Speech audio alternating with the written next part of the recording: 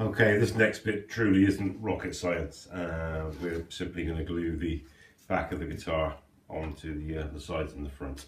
As I said in the previous section, make sure you don't forget to stick your company logo, your name, your autograph, whatever you want to stick on there, picture of Mickey Mouse, on the board before you glue it down.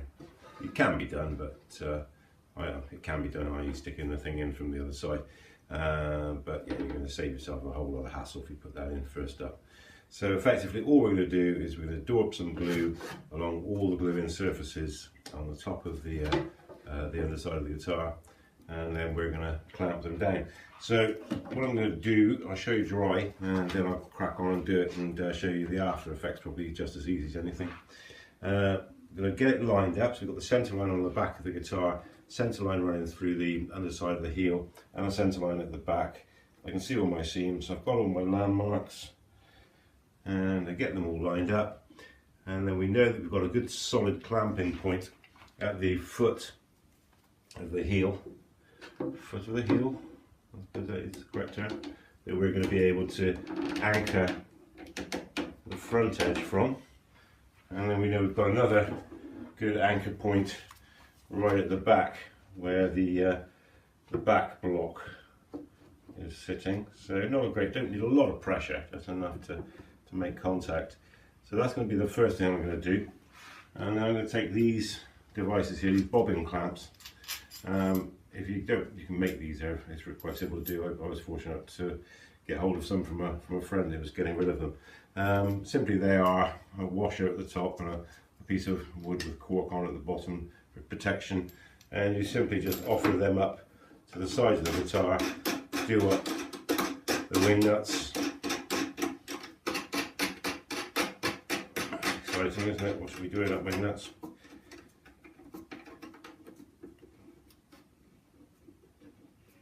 Simple, alright, and obviously I've got enough of those to do the entire circumference of the guitar. So I'll get it all spammed up and I'll let you have a little look once it's in the clamps. As I say, not rocket science really. Yeah, so let's do that. Right, so there it is. Simple as that. Just in case you're wondering what the yellow string is doing, for some reason the two bobbin clamps that the string's attached to decided they wanted to pop off, so I just tied them together. And yeah, we'll leave that overnight and we'll have a guitar shaped guitar with a box for the sound box.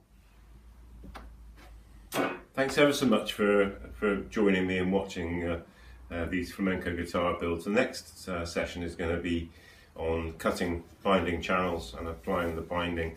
As you know, we've got two guitars underway at the moment, one of which is kind of, I'm showing you how to do things, and one is a kind of before and after, I suppose you could safely say. So the next thing is going to be to cut binding channels to install binding around the outsides, front and back, and then we'll have a little look at the actual fitting of fretboards and fitting the bridge that we made, fretting it, carving the neck, and then obviously the final finishing process. Other news with Harrill Guitars, once these two flamencos are finished, we've got very excited to announce that we'll be doing a full build of a Telecaster style electric guitar, which I hope you'll join me in watching. Incidentally, if there are any other things that you'd like to see, if you'd like any hints or advice on anything guitar building or maintenance wise, then please do feel free to leave a comment on any of the videos. Do please also like and share the videos. Makes me feel good about myself to know that somewhere along the line somebody's listening. And we'll see you soon anyway. Thank you.